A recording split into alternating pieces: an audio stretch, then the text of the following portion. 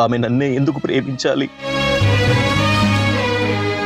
నేను నిజంగానే ప్రేమలో ఉన్నానే విషయం తనకు తెలియదా? నాకు మాత్రమే ఎందుకు ఇన్ని కష్టాలు, బాధలు? నేను తనని మోసం చేయలేను. ఆమె ప్రేమ పెట్టే బాధను నేను భరించలేకపోతున్నాను. ఏం చేయాలి? ఎంతకాలం నేను ఇది భరించాలి? ఆమె ప్రేమకు గనక నేను ఒక్కసారి సరే అంటే జీవితాంతం ఇలాగే కుల్లి కుల్లి ఏడుస్తూ చావాలా? ఏం చెయ్యాలి?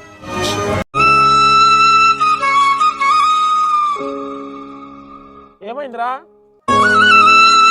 ప్రేమ సమస్య. ఆ ప్రేమ సమస్య ఏంటో నాతో చెప్పుకో, ఈ బాధ తగ్గిపోద్ది. నీకు తెలుసు కదా నేను యేసయ్యను ప్రేమిస్తున్నానని, యేసు నన్ను ప్రేమిస్తున్నాడని. అవునరా, నాకు ఆ విషయం తెలుసు. అయితే ఇప్పుడు ఏమైంది? సమస్య ఏంటా? చర్చిలో నన్ను మేరీ ప్రేమిస్తున్నానని చెప్పిందిరా, చెప్పింది. ఏంటి, అంత పని చేసిందా? మరి ఇప్పుడు నువ్వేం చేయాలనుకుంటున్నావు?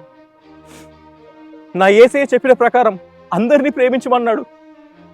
అలాగని తను ఒక్కతే నా దగ్గరకు వచ్చి నన్ను మాత్రమే ప్రేమించు అని చెప్పింది. అలా చెప్తే నా యేసయ్య ప్రేమ నాకు దూరం అయిపోతుంది కదా, దూరం అయిపోతుంది. అయ్యో! అయితే ఇప్పుడు నువ్వేం చేయాలనుకుంటున్నావు? మేరీని ప్రేమించి యేసయ్యను దూరం చేసుకుంటావా? యేసయ్యను ప్రేమించి మేరీని దూరం చేసుకుంటావా? నాకు చెప్పరా, చెప్పు చెప్పు. ప్రేమను ప్రేమించే ప్రేమ ప్రేమకై ప్రేమించే ప్రేమను ప్రేమిస్తుంది. ప్రేమ కాని ప్రేమను ప్రేమ అని ఫీల్ అవ్వడంలో అసలు అర్థమే లేదు. ఇంతకీ అసలు నువ్వు ఏమి చెప్పాలనుకుంటున్నావురా?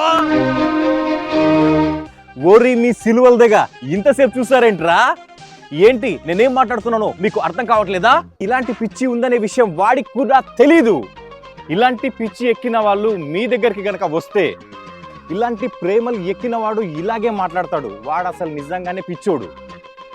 ఇదే పిచ్చి మీకు ఎక్కి మీరు కూడా ప్రేమ పిచ్చోళ్ళు అయిపోతారు. యేసు నిన్ను ప్రేమిస్తున్నాడంటారు, అలాగే లోకాన్ని ప్రేమిస్తున్నానంటారు, కానీ విగ్రహారాధికుల్ని, హిందువుల్ని ప్రేమించడంటారు.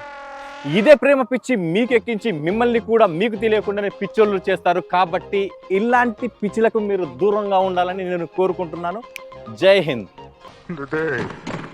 ఎగదీసావు కదరా.